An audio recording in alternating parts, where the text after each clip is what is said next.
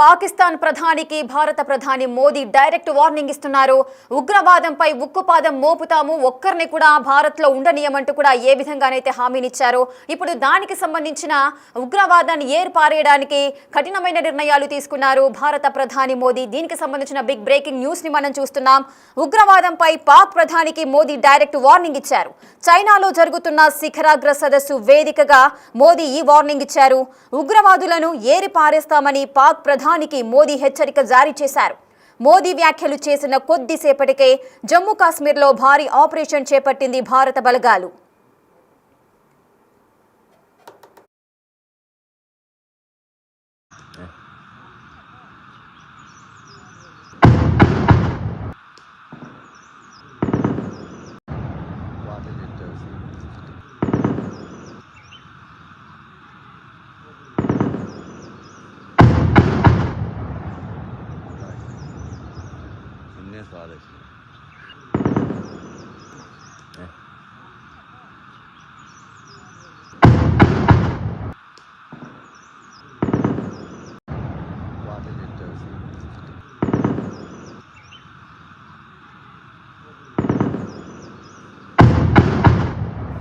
ఇక ఉగ్రవాదంపై పాక్ ప్రధానికి మోదీ డైరెక్ట్ వార్నింగ్ ఇస్తున్నారు. చైనాలో జరుగుతున్న శిఖరాగ్ర సదస్సు వేదికగా ఉగ్రవాదులను ఏరి పారేస్తామంటూ పాక్ ప్రధానికి మోదీ హెచ్చరిక జారీ చేశారు. ఉగ్రవాదులను ఏరి పారేస్తామని పాక్ ప్రధానికి మోదీ హెచ్చరిక జారీ చేసిన కొద్దిసేపటికే జమ్మూ కాశ్మీర్లో భారీ ఆపరేషన్ చేపట్టాయి భారత బలగాలు. అటు బాలాకోట్లో ఉగ్రవాదులను ఏరి పారేస్తున్నాయి భారత ఆర్మీ. బలగాలకు ఉగ్రవాదులకు మధ్య కాల్పుల మోత మోగుతోంది. 5 ఉగ్రవాదులను కాల్చి చంపినట్లుగా ఆర్మీ చెప్పింది. కానీ దాడులపై అధికారికంగా మాత్రం ఇంతవరకు కూడా ప్రకటన రాలేదు. చైనాలో పాకిస్తాన్ ప్రధానిని ఏమాత్రం పట్టించుకోలేదు మోదీ. సో దానికి సంబంధించిన విజువల్స్ కూడా మనము బిగ్ టీవీ స్క్రీన్ పైన మనం డిజిటల్ ఎక్స్క్లూజివ్లో చూడొచ్చు. చైనాలో శిఖరాగ్ర సదస్సు జరుగుతోంది. ఈ సదస్సుకు అటు చైనా ప్రధాని జిన్పింగ్తో పాటు మోదీ కూడా హాజరయ్యారు. అక్కడ భారత ప్రధాని మోదీ అదేవిధంగా అక్కడ ఉన్న వాళ్ళందరితో కూడా మాట్లాడుతూ ముందుకు వెళ్తున్న దృశ్యాలు మనము డిజిటల్ ఎక్స్క్లూజివ్గా చూస్తున్నాము.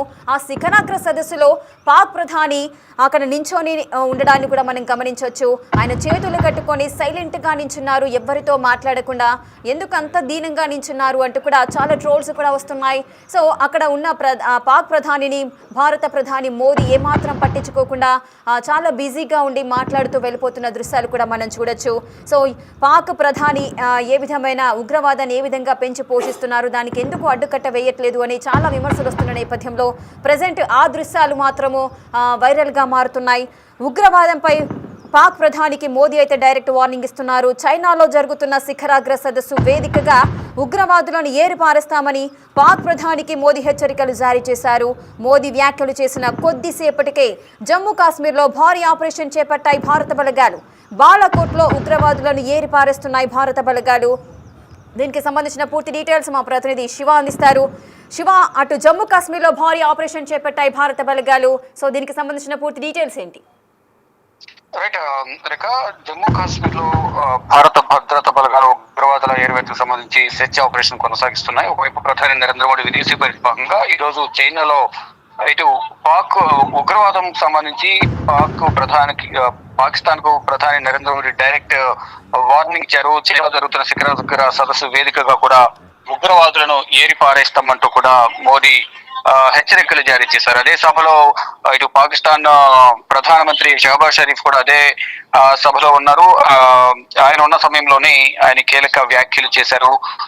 మోదీ ఈ కీలక వ్యాఖ్యలు చేసిన కొద్దిసేపటికే జమ్మూ కాశ్మీర్ లో భారీ ఆపరేషన్ చేపట్టింది భారత భద్రతా బలగాలు.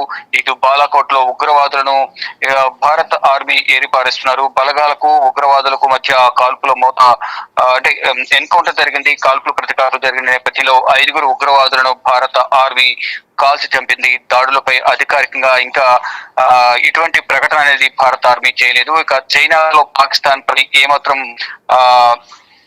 పట్టించుకోలేదు. అంటే ఒకవైపు పుతిన్, రష్యా అధ్యక్షుడు పుతిన్, అలాగే ప్రధాని మోడీ మాట్లాడుకుంటూ వెళ్తుంటే ఆ పక్కనే ఉన్న షహబాజ్ షరీఫ్ ను ఏమాత్రం ప్రధాని నరేంద్ర మోడీ పట్టించుకోలేదు. అయితే గత కొన్ని రోజులుగా కూడా ఉగ్రవాదంపై ఉక్కుపాదం మోపుతామంటే ఎప్పుడైతే బైసరన్ వ్యాలీలో ఇటు భారత్ కు సంబంధించిన 26 మంది టూరిస్టులను కాల్ చంపారు. అప్పటి నుంచి కూడా ఉగ్రవాదాన్ని కోకటి వేళ్లతో పెకిలించేస్తామంటూ కూడా ప్రధాని నరేంద్ర మోడీ వారికి హెచ్చరికలు జారీ చేశారు. ఎవరైతే ఉగ్రవాదులు ఉన్నారో వారికి ఆసనం ఇస్తున్న వారిని కూడా కోకటి వేళ్లతో పెకిలించేస్తామన్నారు. దానికి అనుగుణంగానే అంటే ఇటు ఆపరేషన్ సింధూర్ పేరుతో పాకిస్తాన్ లో ఉన్న పాక్ ఆక్రమిత కాశ్మీర్ కానీ ఇటు పాకిస్తాన్ లో ఉన్న ఏదైతే ఉగ్రవాద కార్యకలాపాలు కొనసాగించే షెల్టర్స్ ఏవైతే ఉన్నాయో దానికి సంబంధించిన వాటిపై మొత్తం 22 ప్రాంతాలు గుర్తించినప్పటికీ కూడా దానిలో 9 ప్రాంతాల్లో మొత్తం ఉగ్రవాద కార్యకలాపాలు కొనసాగించే ప్రాంతాలను మట్టుబెట్టిన పరిస్థితి కనిపిస్తుంది. దాంట్లో దానికి సంబంధించిన ఉగ్రవాదులు కానీ కీలక ఉగ్రవాద నేతలను కూడా హతమార్చారు. ఇక దాని తర్వాత ఆపరేషన్ సింధూర్ అలాగే ఇతర పేర్లతో ఈ ఆపరేషన్ కి సంబంధించిన అనేక ఉగ్రవాద సంస్థలకు సంబంధించి జైషే మహమ్మద్ కానీ లష్కర్ ఏ తోయిబా అలాగే టిఆర్ఎఫ్ ద రెసిడెంట్ ఫ్రంట్ ఏదైతుందో దానికి సంబంధించి కానీ వారందరికి సంబంధించిన ఉగ్రవాదులందరినీ కూడా ఒక్కొక్కరిగా ఏరివేస్తున్నారు. సంయుక్తంగా ఇటు సిఆర్పిఎఫ్ జమ్మూ కాశ్మీర్ పోలీసులు భారత భద్రతా బలగాలు సంయుక్తంగా సెర్చ్ ఆపరేషన్ నిర్వహిస్తూ ఎక్కడైతే ఉగ్రవాదులు వారికి తారసపడుతున్నారో వారిని పట్టుకునే ప్రయత్నం చేస్తున్న నేపథ్యంలో ఉగ్రవాదులు కూడా తప్పించుకునే క్రమంలో భారత భద్రతా బలగాలపై కాల్పులు జరుపుతున్న ప్రతిగా భారత భద్రతా బలగాలు కాల్పులు జరిపిన నేపథ్యంలో ఇటు ఉగ్రవాదులు ఈ రోజు జరిపిన దాడుల్లో 5 ఉగ్రవాదులు చనిపోయారు. మరింత మంది ఉగ్రవాదులు అక్కడ నక్కి ఉన్నారనే సమాచారంతో నిఘా వర్గాల సమాచారంతో భారత భద్రతా బలగాలు జమ్మూ కాశ్మీర్ పోలీసులు అలాగే సిఆర్పిఎఫ్ జవాన్లు వీరందరూ కూడా సంయుక్తంగా సెర్చ్ ఆపరేషన్ నిర్వహిస్తున్నారు. మరింత మంది ఉగ్రవాదులు ఉన్నారనే సమాచారంతోనే వారిని కూడా ఏరివేసే క్రమంలోనే ఈ సెర్చ్ ఆపరేషన్ కొనసాగిస్తున్నారు కనిపిస్తుందంటే. శివ, ఇటు జమ్మూ కాశ్మీర్ లో భారీ ఆపరేషన్ తర్వాత ప్రెస్ మీట్ పెట్టే అవకాశాలు ఏదైనా ఉంటాయా? అంటే బహిరంగంగా ఒక ప్రకటన విడుదల చేసే అవకాశాలు ఉంటాయా ఇంతమంది ఉగ్రవాదులను మేము హతం చేశాము అని? డెఫినెట్ గా దీనికి సంబంధించి చినార్ కాప్స్ ఆర్మీ అని ఒక ట్విట్టర్ హ్యాండిల్ ఉంటుంది. ఆర్మీకి సంబంధించి భారత ఆర్మీకి సంబంధించి వారు ఒక ట్వీట్ చేసే అవకాశం అయితే అధికారికంగా చేసే అవకాశం అయితే కనిపిస్తుంది. అంటే ఇప్పటివరకు సమాచారం ప్రకారం 5 చనిపోయారని ప్రధానంగా తెలుస్తుంది. దాంట్లో మరి భారత ఆర్మీకి ఏమన్నా ప్రతిగా కాల్పులు గాయాలయ్యాయా, ఇంకా ఉగ్రవాదుల మృతుల సంఖ్య దీంట్లో ఇంకేమైనా పెరిగే అవకాశం ఉందా ఏంటి అనేది కూడా మరి కాసేపట్లోనే అధికారికంగా ఒక ప్రకటన అయితే వచ్చే అవకాశం అయితే కనిపిస్తోంది. రేఖ. ఎస్ శివ, మనం చూడొచ్చు చైనాలో జరుగుతున్న శిఖరాగ్ర సదస్సులో మనం విజువల్స్ లో కూడా చూస్తున్నాము. పాక్ ప్రధాని ఎందుకు అంత సైలెంట్ గా నించొని ఒక పక్కన ఆయన మాత్రమే ఒంటరిగా నించున్న దృశ్యాలు మనకు ఆసక్తిగా కనిపిస్తున్నాయి. ఎందుకు అతను ఆ విధంగా నించున్నారు అంటే ఏమని భావించవచ్చు? ప్రధానంగా ఏప్రిల్ 22వ తేదీన పెహల్గామ్ లోని బైసరాలో కాల్పుల ఘటన జరిగిన తర్వాత ప్రపంచ దేశాల ముందు పాకిస్తాన్ ను ఒక దోషగా నిలబెట్టాలనే ప్రయత్నం భారత్ చేసింది. దానిలో సక్సెస్ అయిందని ప్రధానంగా చెప్పుకోవాలి. ఏదైతే పాకిస్తాన్ లో ఉగ్రవాదులు కాల్పులు జరిపిన తర్వాత ఆపరేషన్ సింధూర్ చేపట్టింది భారత్ ఆపరేషన్ సింధూర్ చేపట్టిన తర్వాత దాంట్లో ఉగ్రవాదులు ఎవరైతే హతమయ్యారో వారి అంత్యక్రియలో పాకిస్తాన్ కు సంబంధించిన ఆర్మీ అంత్యక్రియలో పాల్గొన్నారు. ఆ సందర్భంలోనే పాకిస్తాన్ ఆర్మీకి పాకిస్తాన్ ప్రభుత్వానికి ఈ ఉగ్రవాదులకు సత్సంబంధాలు ఉన్నాయనేది ఆ గతంలోనే ప్రపంచ దేశాల ముందు వారిని దోషిగా నిలబెట్టే ప్రయత్నం చేశారు. దానిలో సక్సెస్ అయ్యారు. దాని తర్వాత ఈ ఉగ్రవాదుల కాల్పులు జరిగిన తర్వాత ప్రపంచ దేశాలన్నీ కూడా భారత్ అండగా నిలుస్తూ పాకిస్తాన్ ఏదైతే ఆశ్రయం కల్పిస్తుందో ఉగ్రవాదులను దానికి వ్యతిరేకం, ఉగ్రవాదానికి వ్యతిరేకం అంటూ కూడా ప్రపంచ దేశాలు కూడా గతంలో భారత్ కు మద్దతు పలికాయి. ఈ మృతుల కుటుంబాలకు వారు సంతాపం ప్రకటించారు. గతంలోనే ప్రపంచం ముందు పాకిస్తాన్ ను దోషిగా నిలబెట్టిన నేపథ్యంలో ఇప్పుడు కూడా అదే విధంగా ప్రపంచ దేశాలని పాకిస్తాన్ ఒక ఉగ్రవాద దేశంగానే పరిగణిస్తున్నాయి. దానిలో భాగంగానే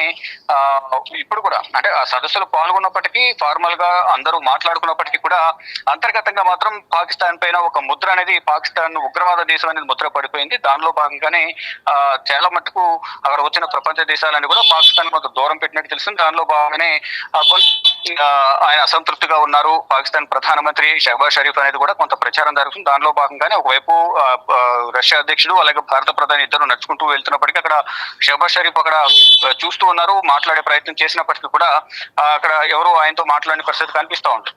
మొత్తంగా చూసుకుంటే ఏదేమైనప్పటికీ ఈ బైసరన్ వ్యాలీలో ఉగ్రవాదులు ఏదైతే కాల్పులు జరిపారో అప్పటి నుంచి కూడా పాకిస్తాన్ పైన ఒక ఉగ్రవాద దేశంగా ఉగ్రవాద కార్యకలాపాలను పెంచి పోషించే దేశంగా కూడా ముద్రపడిన నేపథ్యంలో ప్రపంచ దేశాలను కూడా అదే దృష్టితో ప్రజెంట్ చూస్తున్నాయి. దానిలో భాగంగానే కొంత ఒంటరిగా చేసే ప్రయత్నం అయితే ఈ రోజు చైనాలో జరిగినట్లుగా కూడా తెలుస్తోంది. శివ, అదే విధంగా ఇప్పుడు పాకిస్తాన్ ప్రధాని షహబాజ్ షరీఫ్ కొన్ని వ్యాఖ్యలు అయితే చేశారు. సింధు జలాలతో పాటు అటు పీఓకేని కూడా దీనిపైన ఎటువంటి సందిగ్ధత ఉన్నదో వాటన్నిటిని గురించి కూడా భారత్తో మేము కూర్చొని మాట్లాడుకుంటాము అంటూ కూడా ఆ విషయాలన్నీ కూడా సాల్వ్ చేసుకుంటాము అంటూ కూడా కొన్ని న్యూస్ అయితే బయటకు వస్తున్నాయి. సో దీనికి సంబంధించి ఇవన్నీ నిజమేనా, అసలు ఏం జరిగింది, ఈ వార్తలు బయటికి రావడానికి గల కారణాలు ఏంటి? రైట్, గతంలో కూడా ఈ సింధు జలాలకు సంబంధించి ఆపేస్తామని తెలిపిన నేపథ్యంలో ప్రధాని నరేంద్ర మోడీని ఉద్దేశించి లష్కర్ తోయిబా కానీ జైషే మహమ్మద్ సంబంధించిన ఉగ్రవాదులు నీటిని ఆపేస్తే గనక దాంట్లో మీ రక్తాన్ని పారిస్తామనే ఒక వివాదాస్పద వ్యాఖ్యలు చేశారు. ఒకవేళ పాకిస్తాన్ తో మాట్లాడాల్సి వస్తే సింధు జలాలపై మాట్లాడే ప్రసక్తే ఉండదు. ఉగ్రవాదానికి సంబంధించి ఏమైనా ఫర్దర్ గా ఏమైనా ముందుకు వెళ్తే కనుక, అంటే ఇప్పుడు ప్రజెంట్ కాల్పుల విరమణ ఒప్పందం అనేది కొనసాగుతుంది కాబట్టి ఒకరిపై ఒకరు కాల్పులు జరుపుకునే అవకాశం ఉండదు అనేది ప్రధాని చెప్తున్నారు. ఎవరైతే ఉగ్రవాదులు ఉన్నారో ఉగ్రవాదులు ఏవైతే కొనసాగుతుంటుంది భారత ప్రభుత్వం తెలియజేసింది. దానిలో భాగంగానే జమ్మూ కాశ్మీర్ లో ఎక్కడెక్కడ ఉగ్రవాదులు నక్కి ఉన్నారనేది మొత్తం పసిగట్టి ఆపరేషన్ మహాదేవ్ గానీ ఇలా ఈ ఆపరేషన్స్ అన్ని కూడా కొనసాగిస్తున్నారు. ఆపరేషన్ మహాదేవ్ ముగిసింది, తర్వాత వేరే ఆపరేషన్ కంటిన్యూ చేశారు. దానిలో కూడా ఉగ్రవాదులు ఏరివేశారు. మళ్ళీ ఇప్పుడు కూడా చైనా భారత ప్రధానమంత్రి నరేంద్ర మోడీ చేసిన వ్యాఖ్యల తర్వాత మరొక 5 ఉగ్రవాదులు ఏరివేత కార్యక్రమం అనేది కొనసాగుతోంది. ఇప్పుడు కూడా ఈ సింధు జలాలకు సంబంధించి ఎట్టి పరిస్థితులు వెనకడుగు వేసేది లేదనేది భారత ప్రధాని నరేంద్ర మోడీ తెలియజేశారు. అంటే 1969 లో అప్పటి ప్రధానమంత్రి ఉన్న సమయంలో జవహర్లాల్ నెహ్రూ సమయంలో ఈ నీటి ఒప్పందం అనేది గతంలో జరిగింది. కానీ ఇప్పుడు ఒప్పందం అనేది కంటిన్యూ అవుతోంది. కానీ ఇప్పుడు ఈ కాల్పులు తెగబడిన నేపథ్యంలో భారత్ అన్ని విధాల వాటి సత్సంబంధాలు, ఈ ట్రేడ్ కి సంబంధించి కానీ, బిజినెస్ సంబంధించి కానీ, ఇతర అన్ని వ్యాపార సంబంధాలు కానీ, ఇటు వాటర్ సంబంధించి కానీ అన్ని కూడా తెగనెంపులు చేసుకోవాలని భారత ప్రభుత్వం భావించింది. అదేవిధంగా కొనసాగుతోంది. కానీ ఇప్పుడు వాటర్ లేక కొంత వివాదాన్ని కొనసాగుతుంది. పాకిస్తాన్ లో అధికార విపక్షాల మధ్య యుద్ధం నడుస్తోంది. మరోవైపు సొంత దేశంలోనే అంతర్యుద్ధాన్ని ఎదుర్కోవాల్సిన పరిస్థితి కనిపిస్తా ఉంది. ఎవరైతే ఇతర ఉగ్రవాద సంస్థలు ఎవరైతే ఉన్నారో వారికి అగ్నెస్ట్ గా ఉన్న వారందరూ కూడా పాకిస్తాన్ ప్రభుత్వానికి ఆర్మీకి వ్యతిరేకంగా వారు పనిచేస్తూ ఉన్న పరిస్థితి కనిపిస్తోంది. ఈ నేపథ్యంలోనే ఈ ముప్పేట దాడిని ఎదుర్కోలేక ఇటు భారత్ తోనే సయోధ్యకు వచ్చి వాటర్ అనేది సింధు జలాలని తీసుకువెళ్లాలనే ప్రయత్నాలు అయితే జరుగుతున్నాయి. దానికి సంబంధించి అయితే ఎక్కడ కూడా అధికారికంగా మాట్లాడినట్టయితే లేదు. కానీ కొంత ప్రచారం అయితే జరుగుతుంది. దానికి సంబంధించి పాకిస్తాన్ కానీ, పాకిస్తాన్ ప్రభుత్వం వారందరూ కూడా అధికారిక ప్రకటన చేసిన తర్వాత భారత ప్రభుత్వంతో కానీ, విదేశాంగ శాఖతో కానీ చర్చించిన తర్వాత దాని గురించి కూర్చుని మాట్లాడుకుంటారా, ఏం చేస్తారనేది కూడా వేచి చూడాల్సింది. కానీ ఎట్టి పరిస్థితుల్లో మాట్లాడే ప్రసక్తే లేదనేది భారత ప్రభుత్వం చెప్తుంది. ముందు ఏదైతే మేము చెప్పామో ఉగ్రవాదాన్ని ఎరివేస్తాము, ఈ సింధు నది జలాలను ఆపేస్తామని ఏదైతే ఉందో అదే కంటిన్యూ అవుతుంది అనేది భారత ప్రభుత్వం చెబుతోంది. మరి పాకిస్తాన్ మాత్రం చర్చిస్తాము దాని మీద అని చెప్తుంది కాబట్టి ఫర్దర్ గా దానికి సంబంధించి అధికారిక ప్రకటన అయితే రావాల్సి ఉంది. Right, thank you Shiva, thanks for the details. Right, ఉగ్రవాదంపై పాక్ ప్రధాని మోదీ డైరెక్ట్ వార్నింగ్ అయితే ఇస్తున్నారు. అటు చైనాలో జరుగుతున్న శిఖరాగ్ర సదస్సు వేదికగా ఈ వ్యాఖ్యలు చేశారు. ఉగ్రవాదులను ఏరి పారేస్తామంటూ పాక్ ప్రధానికి మోదీ హెచ్చరిక జారీ చేశారు. మోదీ వ్యాఖ్యలు చేసిన కొద్దిసేపటికే అటు జమ్మూ కాశ్మీర్లో భారీ ఆపరేషన్ చేపట్టాయి భారత బలగాలు. బాలాకోట్లో ఉగ్రవాదులను ఏరిపారేస్తున్నాయి. బలగాలకు ఉగ్రవాదులకు మధ్య కాల్పుల మోత మోగుతోంది.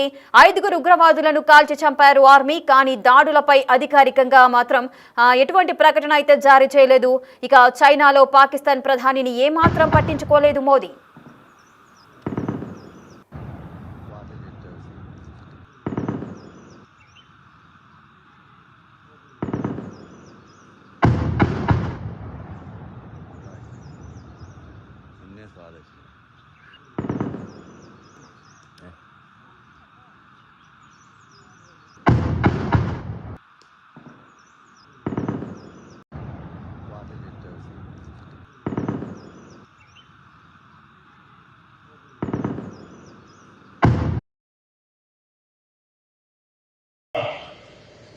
हमारा प्रयास था कि एससीओ को सरकारों के परे भी ले जाए, सामान्य मानवी, यंग साइंटिस्ट, स्कॉलर्स और स्टार्टअप को भी आपस में जोड़े।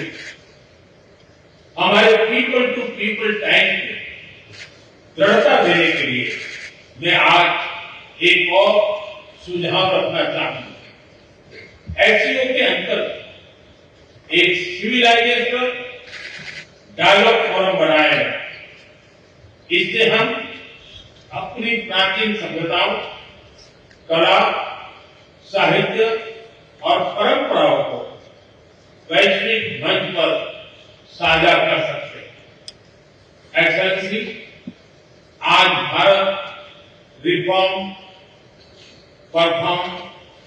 ट्रांसफॉर्म के मूल मंत्र पर आगे बढ़ रहा है। कोविड हो या वैश्विक आर्थिक अस्थिरता, हमने हर चुनौती को अवसर में बदलने का प्रयास किया है। हम लगातार वाइड रेंजिंग रिफॉर्म पर काम कर रहे हैं। इस देश में विकास के साथ साथ अंतर्राष्ट्रीय सहयोग के लिए भी नए अवसर खुल रहे हैं। मैं आप सभी को भारत की विकास यात्रा से जुड़ने के लिए आमंत्रित करता हूं।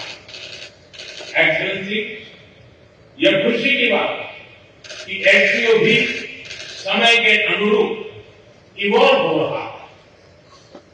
ऑर्गेनाइज्ड क्राइम, ड्रग ट्रैफिकिंग और साइबर सिक्योरिटी जैसी समकालीन चुनौतियों से निपटने के लिए 4 नए केंद्र बनाए जा रहे हैं। हम इस रिफॉर्म ओरिएंटेड माइंडसेट का स्वागत करते हैं। वैश्विक संस्थानों रिफॉर्म के लिए एससीओ सदस्य आपसी सहयोग बढ़ा सकते हैं। संयुक्त राष्ट्र की 80वीं वर्षगांठ के अवसर पर हम एकमत होकर यूएन रिफॉर्म का आह्वान कर सकते हैं। ग्लोबल साउथ की आकांक्षाओं को आउटडेटेड फ्रेमवर्क में कैद रखना भावी पीढ़ियों के प्रति घोर अन्याय है। नई पीढ़ी के बहुरंगी सपनों को हम पुराने जमाने की ब्लैक एंड व्हाइट स्क्रीन पर नहीं दिखा सकते। स्क्रीन बदलनी ही होगी। एचसीओ मल्टीलेटरलिज्म और इंक्लूसिव वर्ल्ड ऑर्डर का मार्गदर्शक बन सकता है। मुझे खुशी है कि इस महत्वपूर्ण विषय पर आज एक स्टेटमेंट जारी किया जा रहा है। एक्सेलेंसी, हम सभी पार्टनर्स के साथ समन्वय और सहयोग के साथ आगे बढ़ रहे हैं। मैं एससीओ के अगले अध्यक्ष किर्गिस्तान के राष्ट्रपति और मेरे मित्र प्रेसिडेंट जपारोव को शुभकामनाएं देता हूं। बहुत बहुत धन्यवाद।